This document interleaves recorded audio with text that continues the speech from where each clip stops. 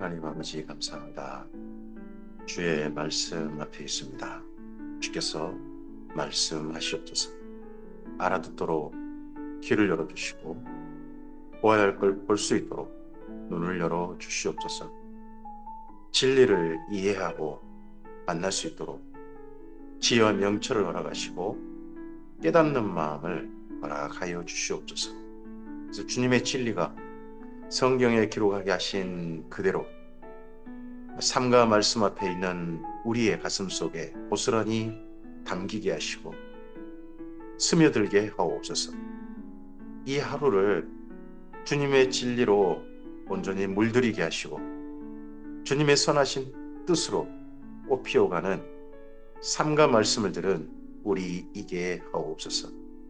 주께서 우리를 아들을 주시기까지 사랑하신 것처럼 그 사랑에 감격하여 이 진리를 따라 오늘 하루 우리 하나님을 마음을 다하고 뜻을 다하고 목숨을 다하여 사랑하는 우리이게 하옵소서.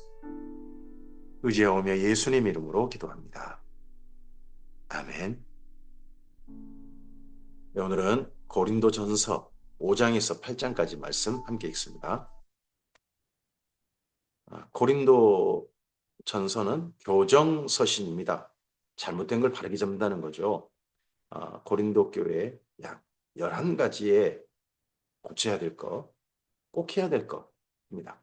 그 가운데서 5장에는 폐류란 부분이고요. 6장은 성도 간의 이권 갈등으로 인해서 당시 베마라고 하는 재판관 앞에 가서 재판받고 있는 서로 간에 성도 간에 싸우고 있는 이익 때문에 싸우고 있는 그것 때문에 문제를 주정하기 위해서 하고요. 그리고 결혼 문제, 그리고 할례 문제, 이게 7장입니다. 그리고 8장부터 10장이 상당히 큰 분량입니다. 시장에서 파는 재물, 고기, 이 부분에 대해서 다룹니다. 고린도서 5장입니다. 너희 중에 심지어 음행이 있다 함을 들으니 그런 음행은 이방인 중에도 없는 것이라. 일반 사람들, 하나님 믿지 않는 사람들, 그런 사람들도 이런 음행은 안 한다 하는 음행이 지금 고린도 교회를 다니는 사람 중에 있다는 거죠. 누가 그의 아버지 아내를 취했다는 거다. 아버지 아내라고 표현을 해놨는데 심지어 그러겠어요. 아마 아버지 애인이겠죠.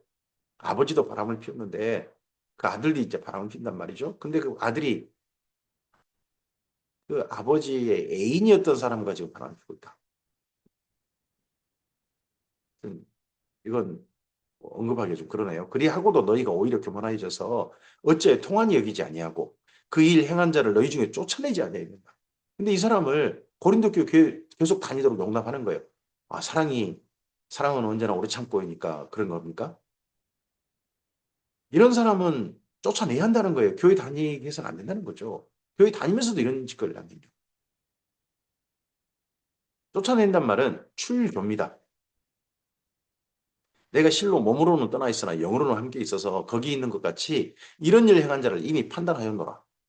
주 예수의 이름으로 내가 너희 영과 함께 모여서 우리 주 예수의 능력으로 이런 자를 사탄에게 내주었으니 여기까지 출교죠. 출교하는 목적은요. 이는 육신은 멸하고 영은 주 예수의 날에 구원을 받게 하려 합니다. 혹여나 그 영이 이 이후에 출교 이후에 회개해서 정말 그 잘못한 것에 대해서 출교 당할 만큼 잘못한 그거에 대해서 얘기하고 삶을 고쳐서 혹여나 그 영혼이라도 구원을 받기를 바라는 마음으로 교회 공동체에서 내보내는 거죠. 너희가 자랑하는 것이 옳지 않냐더라. 적은 누룩이 온 덩어리 퍼진 것을 알지 못하느냐. 너희는 누룩 없는 자인데 새 덩어리가 되기 위하여 묵은 누룩을 내버리라. 우리의 유월절 양 곧 그리스도께서 희생되셨느니라 합니다. 여기 묵은 누룩이 뭡니까? 이런 음행이죠.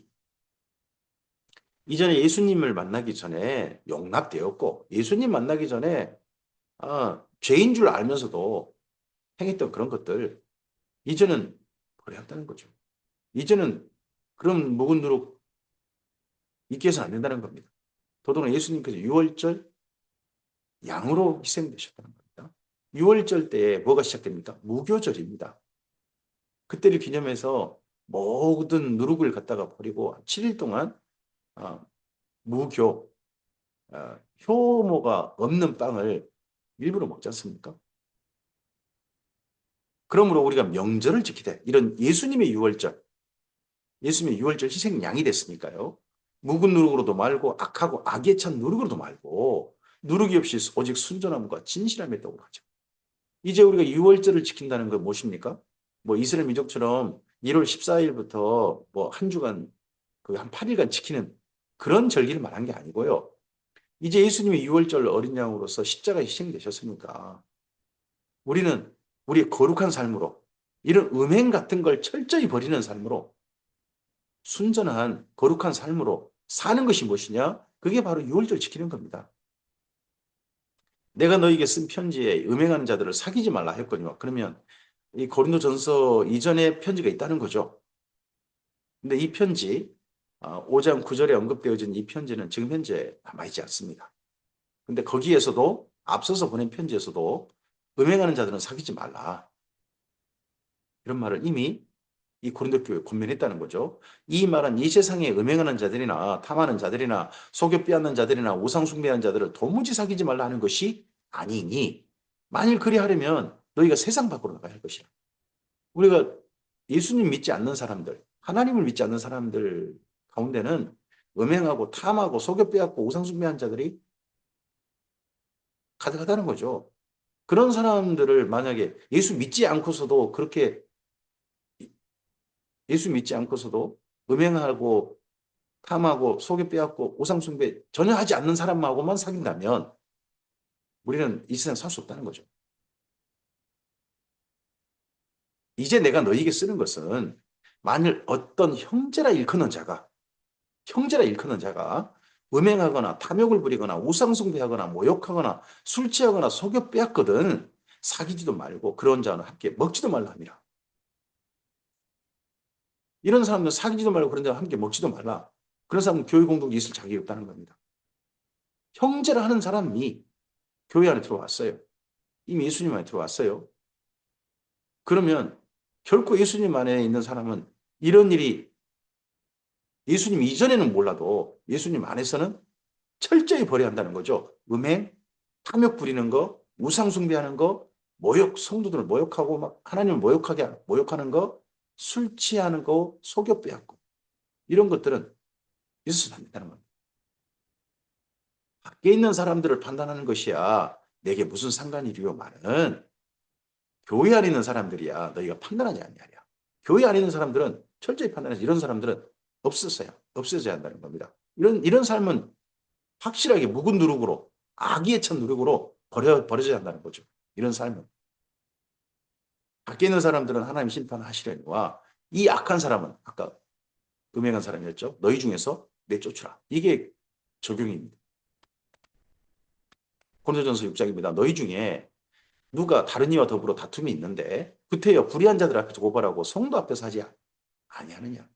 성도들끼리 뭔가 싸워요. 다툼이 있어요. 근데 고발하는 데가 있다면 거기를 고린도에서는 베마라고 합니다. 아주 작은 돈으로 주면 뭐 거기서 간단하게 보내줘가지고 양쪽 간에 네가 당신이 옳소. 당신이 잘못했구만. 이런 거 판단해 주는 데가 있다는 겁니다. 성도가 세상을 판단할 것을 너희가 알지 못하느냐. 세상도 너희에게 판단을 받겠거든. 지극히 작은 일 판단하기를 감당하지 못하겠느냐. 우리가 천사를 판단할 것을 너희가 알지 못하느냐. 그래야 그냥 하물며 세상 일이랴. 그런즉 너희가 세상 사건이 있을 때에 교회에서 경의 여김을 받는 자들을 세우느냐. 내가 너희를 부끄럽게 하려 하여 이 말을 하느니 너희 가운데 그 형제 간의 일을 판단할 만한 지혜 있는 자가 이같이 하나도 없느냐. 형제가 형제와 더불어 고발할 뿐더러 믿지 아니한 자들 앞에서 하느냐. 이 고발하는 내용이 아, 창피한 내용이라는 거죠. 법정에 서기 창피한 내용. 너희가 피차 고발함으로 너희 가운데 이미 뚜렷한 허물이 있나니 차라리 불의를 당하는 것이 낫지 않냐며 차라리 속는 것이 낫지 않느냐. 너희는 불의를 행하고 속이는구나. 그는 너희 형제로다. 불의를 행하고 속여가지고 그 일 때문에 지금 베마라고 하는 그 고린도에서 행해지고 있는 일반적인 베마라고 하는 그 민간 법정 거기에서 서로 성도 간에 불의한 일 때문에 서로 싸우고 있는 거죠.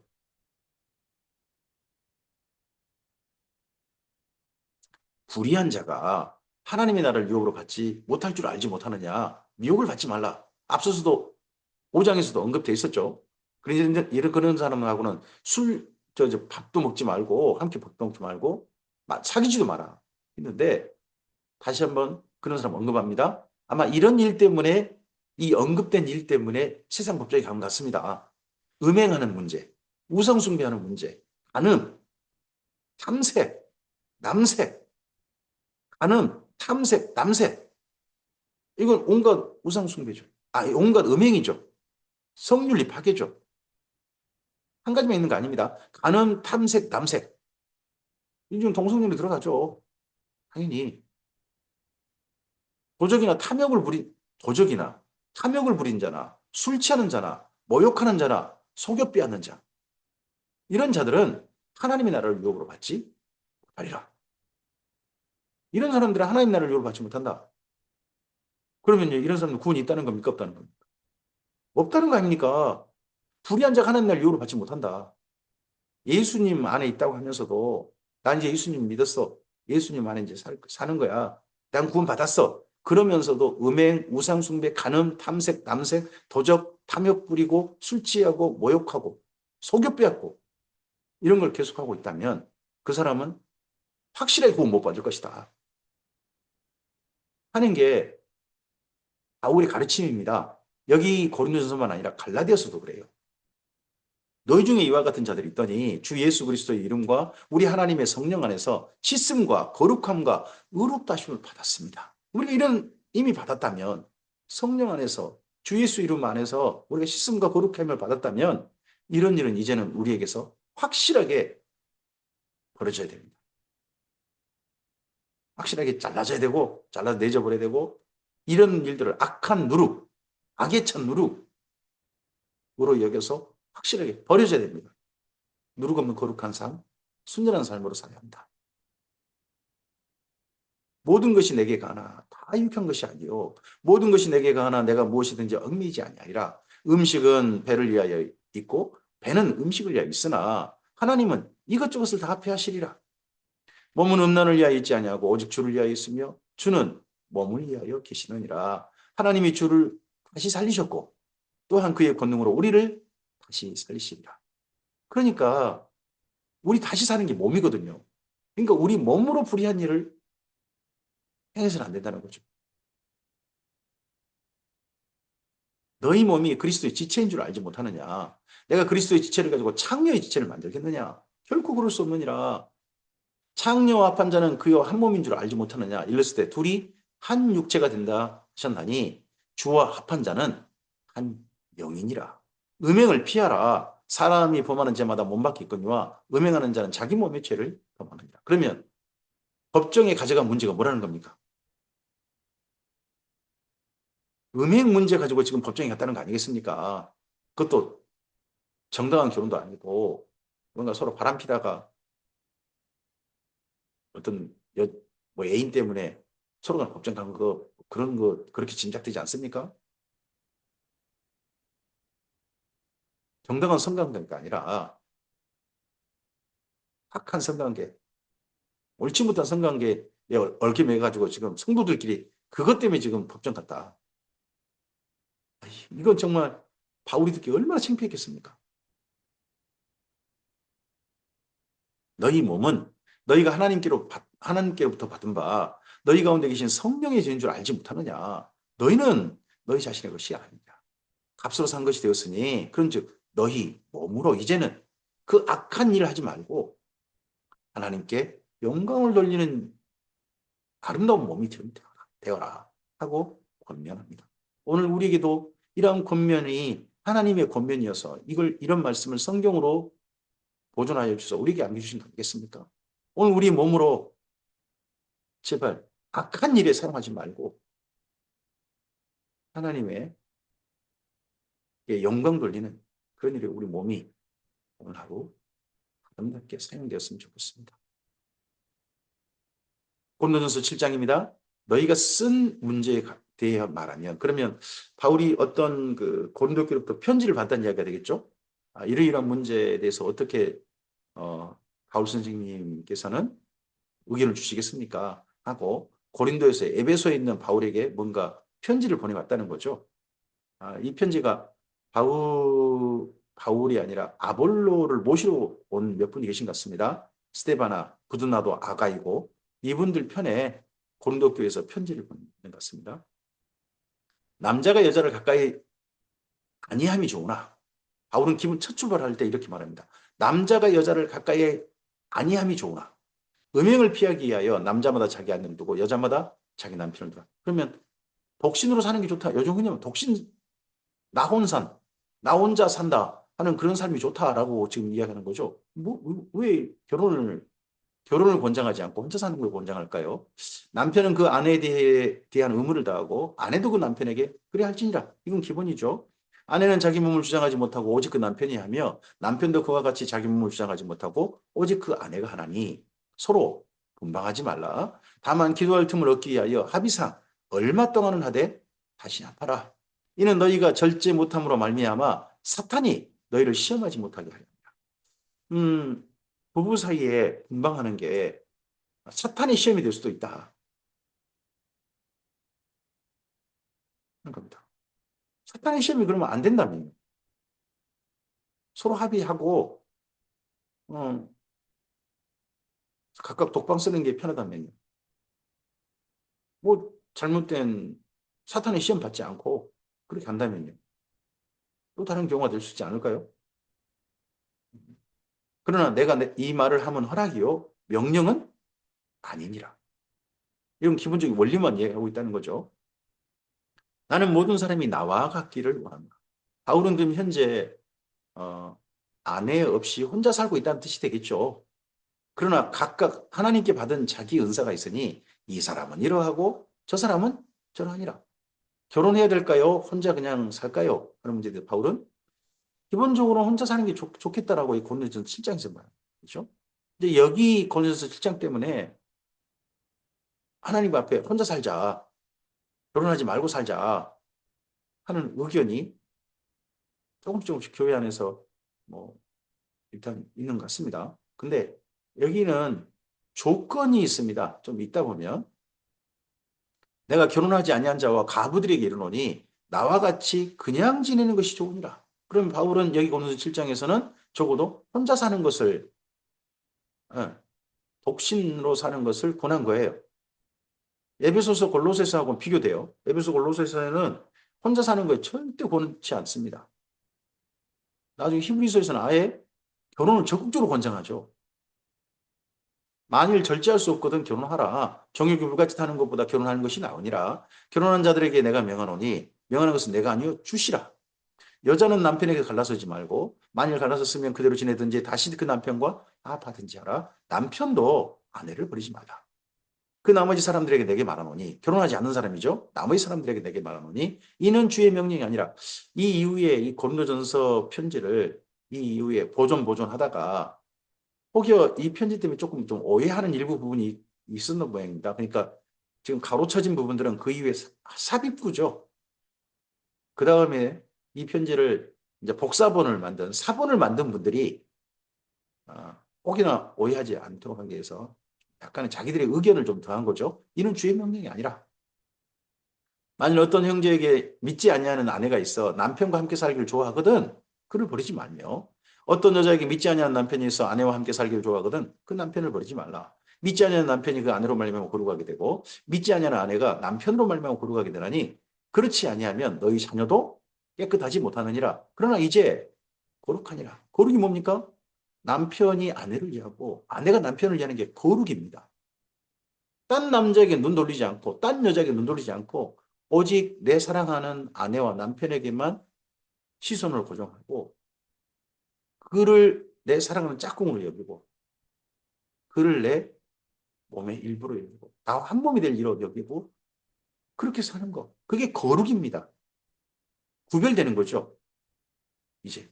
그래서 하나님께 대한 거룩, 그리고 내 사랑하는 부부 사이의 거룩, 남편과 아내를 향한 거룩, 이게 필요한 거죠.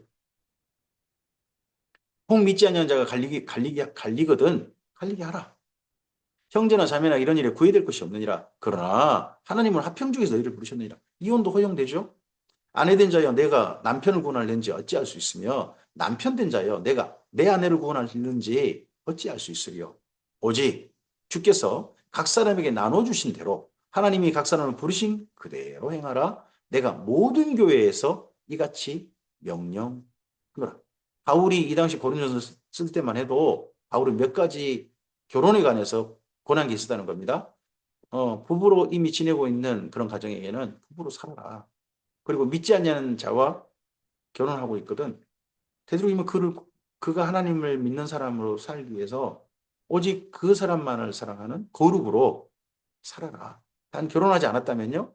나와 같이 그냥 혼자 좀 지내자. 혼자 살자. 하는 걸 이 당시 권했다는 거예요. 할례자로 부르심 받은 자가 있느냐? 무할례자가 되지 말며 무할례자로 부르심 받은 자가 있느냐? 할례를 받지 말라. 이건 갈라디아서 똑같아요. 그러면 고린도에서도 할례 받는 문제, 이방인인데 유대인이 될까요? 말까요? 이런 문제도 좀 있는 모양이죠. 고린도 지역에서도요 말이죠. 할례 받는 것도 아무것도 아니요. 할례 받지 아니하는 것도 아무것도 아니거든. 오직 하나님의 계명을 지킬 따름이니라. 각 사람은 부르심을 받은 그 부르심 그대로 지내라. 이방인이면 이방인 그대로, 유대인이면 유대인대로, 부부 사이면 부부 사이 그대로, 결혼하지 않는 사람이면 결혼하지 않는 사람 그대로. 내가 종으로 있을 때 부르심을 받았느냐? 염려하지 말라. 그러나 내가 자유롭게 될 수 있거든. 그것을 이용하라. 주 안에서 부르심을 받은 자는 종이라도 주께 속한 자유인이요. 또 그와 같이 자유인으로 있을 때 부르심을 받은 자는 그리스도의 종이니라. 너희는 값으로 사신 것이니 사람들의 종이 되지 말라. 내 형제들아 너희는 각각 부르심을 받은 그대로 하나님과 함께 거하라. 처녀에 대하여는 내가 주께 받은 계명이 없으되 주의 자비하심을 받아서 충성스러운 자가 된 내가 의견을 말하노니 의견이에요. 내 생각에는 이것이 오니 이 부분에 이제 우리가 밑줄 그어놔야 되는 거죠. 곧 임박한 환란으로 말미암아 사람이 그냥 지내는 것이 좋습니다. 지금 바울이 고린도전서 7장은요. 바울이 이 당시 시대를 어떻게 인식하고 있는지에 대한 인식이 있어서 이렇게 지금 적용한 겁니다. 그 뭐냐 그러면 환란이 임박했다는 겁니다. 바울은 여기 고린도전서, 데살로니가 전서 이런 데를 살펴보면 예수님께서 자기가 살았을 때 오실 거라고 이 당시만 해도 생각하고 있었던 게 보입니다. 고린도전서 우리 이제 나중에 15장을 보면 그런 인식이 보여요. 그러다 보니까 주님 곧 오시니까 결혼 굳이 이런 거에 너무 신경 쓰지 말고 오늘 살자라고 합니다. 근데 이 적용이 나중에 바뀝니다. 에베소서, 골로새서, 히브리서 이런 데 바뀌어요. 주님 오심이 아직 멀었다. 오는 여러 세대 후에 주님 오신다. 인식이 바뀌고 난 다음에 결혼을 더 중시한 쪽으로 적용을 교회에게 권하고 있습니다. 그럼 지금 어떻게 적용해야 되는 거예요? 저는 지금은 결혼을 권장하는데 교회가 집중해야 한다고 봅니다. 내가 아내에게 매였느냐? 노이기를 구하지 말며 아내에게서 노였느냐? 아내를 구하지 말라. 그러나 장가가는 것도 죄를 짓는 것이 아니고 처녀가 시집가도 죄를 짓는 것이 아니로되 이런 이들은 육신의 고난이 있으리니 나는 너희를 육신의 고난이 있다니다. 결혼을 하면 그냥 결혼하면 약간의 후회가 있다는 거죠. 이런 일은 육신의 고난이 있으니 바울은 이제 결혼했다고 봅니다. 결혼했다가 이혼당했다고 보는데 하여튼 육신의 고난이 있답니다. 형제들아 내가 이 말을 하노니 그때가 단축하여진 거로 다시 한번 밑줄 그어야 될 부분이 뭐죠? 이 당시에 바울은 그때가 단축하여졌다고 그렇게 인식했다는 겁니다. 이후부터 안에 있는 자들은 없는 자 같이 하며 우는 자들은 울지 않는 자 같이 하며 기쁜 자들은 기쁘지 않는 자 같이 하며 매매한 자들은 없는 자 같이 하며 세상 물건을 쓴 자들은 다 쓰지 못한 자 같이 하라. 이 세상의 외형은 곧 지나간다. 곧 이제 끝난다. 이 당시만 해도 이렇게 인식했다는 겁니다. 너희가 염려 없기를 원하노라. 장가가지 않는 자는 주의 일을 염려하여 어찌하여 주를 기쁘시게 할까 하되 장가간 자는 세상 일을 염려하여 어찌하여 아내를 기쁘게 할까 하여 마음이 갈라져. 아내를 기쁘게 한다는 게 세상 일이다. 어, 바울이 이렇게 인식을 했어요. 저는 인식을 좀 달리합니다. 저는 이제 바울의 이런 의견에 대해서 여기 보면 이단 바울이 의견이라고 이제 말하고 있는데 아내를 기쁘게 하고 남편을 기쁘게 하는 것도 저는 하나님께 주신 아름다운 명령이라고 봅니다. 저는 이제 그렇게 인식을 합니다. 물론 아내를 기쁘게 할 거에 대해서 고민하지 않고 살고 있습니다만 하여튼 인식은 그렇게 하고 있습니다. 저는. 마음이 찔리네요. 시집가지 않는 자와 처녀는 주의 일을 염려하여 몸과 영을 다 거룩하게 하려 하되 시집간 자는 세상을 염려하여 어찌하여야 남편을 기쁘게 할까 하느니라. 이게 세상 일이다. 남편과 아내가 서로를 기쁘게 하는 게 세상 일이다. 바울은 그렇게 인식하고 있었습니다. 내가 이것을 말하면 너희의 유익을 위하며 너희에게 올무를 놓으려 함이 아니니 오직 너희로 하여금 이치에 합당하게 하여 흐트러짐이 없이 주를 섬기게 하려 합니다. 남편을 사랑하고 아내를 사랑하는 것도 저는 주님을 섬기는 한 계명이다 라는 생각을 가지고 있습니다. 저는 가지고는 있다고 있습니다. 적극적으로 실천을 한 것 같지는 않아서 마음은 찔리다고 말씀드렸습니다. 그러므로 만일 누가 자기 약혼녀에 대한 행동이 합당하지 못한 줄로 생각할 때에 그 약혼녀의 홍기도 지나고 그렇게 할 필요가 있거든. 원하는 대로 하라. 그것은 죄를 짓는 것이 아니니 그들로 결혼하게 하라. 아직 결혼하지 않고 있는 이들, 근데 주님이 곧 오실지 몰라요. 기다리고 있다가 좀 약혼이 계속 길어지고 있다는 거죠. 그럼 혹시나 뭐 결혼해야 되지 않아요? 하고 그런 말이 나오면 결혼해라. 그러나 그가 마음을 정하고 또 부득이한 일도 없고 자기 뜻대로 할 권리가 있어서 그 약혼녀를 그대로 두기를 원하여도 잘하는 것이다. 그러므로 결혼하는 자도 잘하는 것이거니와 결혼하지 않는 자는 더 잘하는 것이다. 이 당시만 해도 바울이 이런 인식이 있었던 거예요. 여기에서 건너서 7장만 있다 보면요. 주의 재림이 임박했으니까 결혼하지 않고 혼자 살자 하는 게 주님의 계명처럼 들린단 말입니다.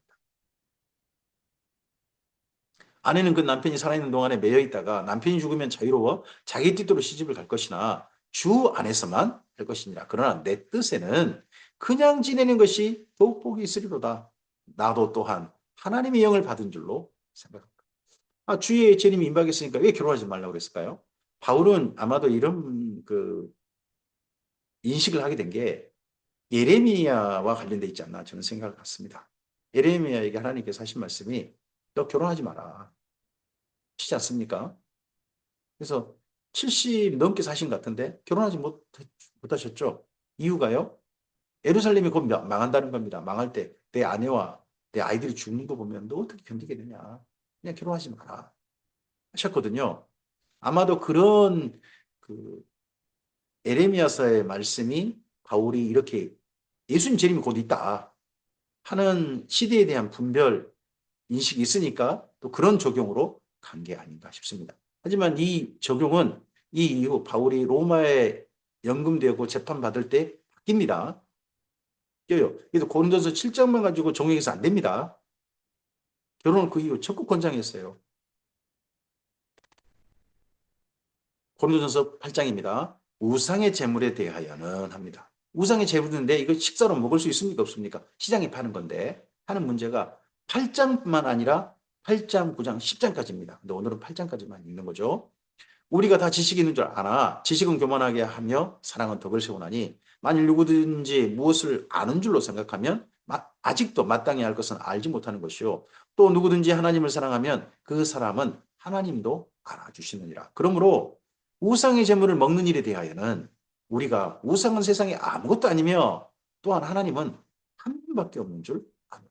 우상한테 재물 바친다? 우상이라는 존재가 애초에 없다는 거예요. 아데미 신전, 아폴로 신전, 신전은 많아요. 그쪽에. 근데 그 신들 없다는 거죠. 존재하지 않는, 그 존재하지 않는 신한테 바친다는 그 재물, 애초에 신도 없는데 그 아무것도 아니라는 거죠. 이런 인식은 바울에게 있었습니다. 근데 이런 인식을 하게 된 이유가 또 있는 거죠. 비록 하늘이나 땅이나 신이라 불린 자가 있어 많은 신과 많은 주가 있는 것으로 그쪽 헬라 쪽 사람들은 그렇게 인식하죠. 수많은 신이 있어요. 헬라는. 그러나 우리에게는 하나님 곧 아버지가 계시. 우리에게는 그런 신들 아무것도 없고 우리에게 인식은 뭡니까? 하나님 한 분밖에 안 계신다는 거예요.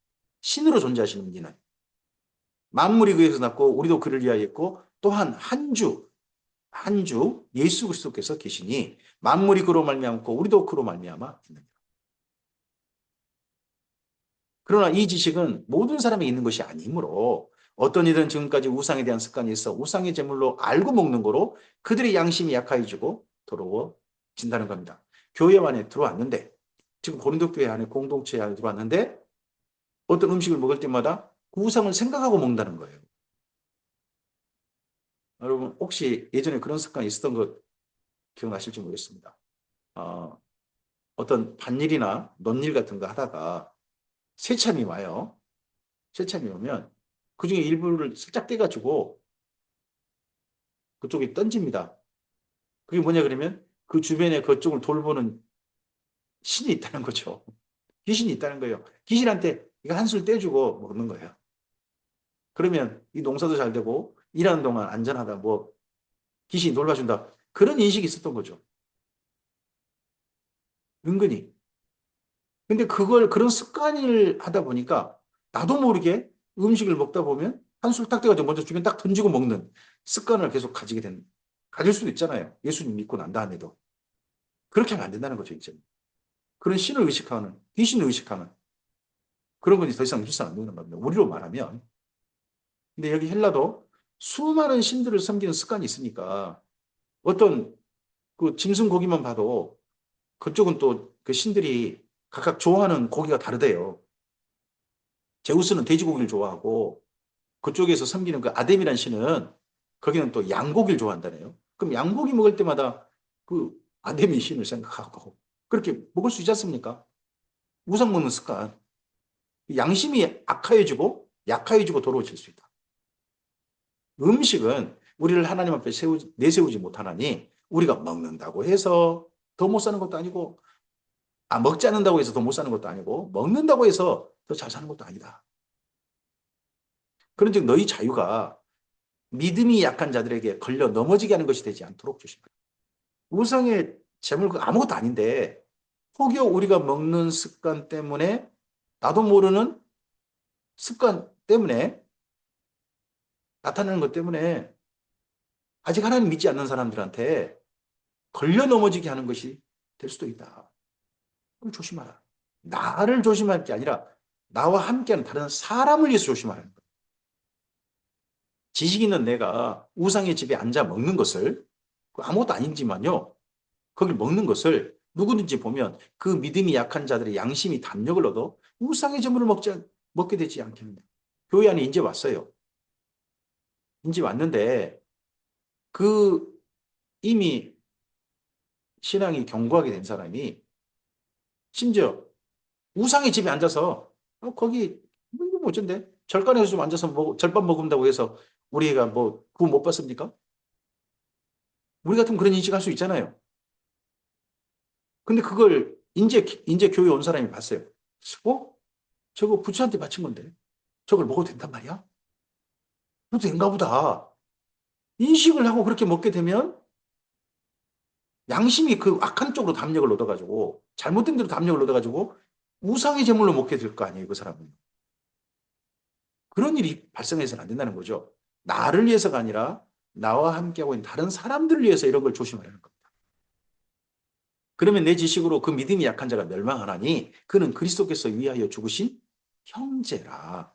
이와 같이 너희가 형제에게 죄를 지어 그 약한 양심이 상하게 하는 것이 곧 그리스도께 죄를 짓는 것입니다. 그러므로 만일 음식이 내 형제를 실족하게 한다면 나는 영원히 고기를 먹지 아니하여 내 형제를 실족하지 않게 한다. 우리는 음식을요, 누구를 위해서 배려합니까? 아니, 나는 먹고 싶은데 왜 못 먹게 하는 거야? 아무것도 아니잖아. 물론 그런 인식할 수 있죠. 근데 그런 식으로 음식에 대해서 특히 다른 사람과 함께 식사할 때 인식해서는 안 된다는 겁니다. 다른 사람을 배려하라는 겁니다. 이 음식을 내가 먹는 걸로 인해서 형제를 실족하게 할 수도 있다는 겁니다. 그럴 때는 어떻게 하라고요? 당연히 내가 먹을 수도 있지만 그 형제를 제발 배려해달라 하는 것이 여기 8장부터 10장 사이에 중요한 바울의 본면입니다. 오늘 여기까지 내용입니다. 고린도전서는 이렇게 고린도 교회의 여러 가지 문제, 그 문제에 대해서 바로잡는 것, 그걸 예줬습니다. 그럼 기본적으로 뭔가 잘못 지금 하고 있다는 거죠. 잘못된 것을 바르게 잡고자 해서 쓰고 있습니다. 그런 문제들로 11개가 쭉 가는 거예요. 우리들도 이렇게 잘못된 부분들이 있다면 바로잡는 계기가 되는 것이 고린도전서를 읽는 중요한 목적이 되어야 될 것입니다. 주께서 우리를 더욱더 주님 안에서 바르게 사는 삶으로 성령님의 인도하심을 받아서 바른 가치관과 바른 이해와 바른 적용, 또 다른 사람들을 배려할 때 나를 위하여 제발 하지 말고 다른 사람을 정말 배려해서 더욱더 그 사람에게 덕이 되게 하기 위해서 우리의 삶을 잘 추스리고 절제하고 그리고 고려해서 그렇게 사는 삶으로 우리 삶이 인도함 받기를 소원합니다. 이제 다음 성경 일독은 다음 주는 쉽니다. 다음 주 한 주간 쉬게 됩니다. 제34회 참비대서 성경 강좌가 다음 주 월요일부터 목요일까지 있습니다. 믿고 나서 금요일, 토요일은 쉬겠습니다. 그리고 나서 그 다음 주 8월 23일이 주일이죠. 23일 주일 지난 월요일부터 그 다음 고린도전서 9장부터 말씀을 이어가도록 하겠습니다. 다음 주에 진행되는 제34회 참비대서 성경 강좌를 위해서 예, 이렇게 기도해 주시고 응원도 해 주셨으면 감사하겠습니다. 그리고 혹여나 마음이 있으셔서 이 일에 동역하고 싶으시다 하는 분들 계신다면 네, 동역할 수 있는 계좌를 남겼습니다. 또 아름다운 사랑의 동역도 주께서 기뻐하실 줄로 믿습니다. 주님 안에서 합력하여 선을 이루는 네, 아름다운 또 다음 주간 되도록 하나님의 마음을 기쁘게 하는 다음 주간 또한 성경 강좌 되도록 응원해 주시고 또 그렇게 되도록 최선을 다해 섬기겠습니다. 네, 주께서 이 하루도 또 다음 주 한 주간도 그리고 그 다음에 이어갈 성경 일독 가운데도 함께 하시기를 소원합니다. 감사합니다.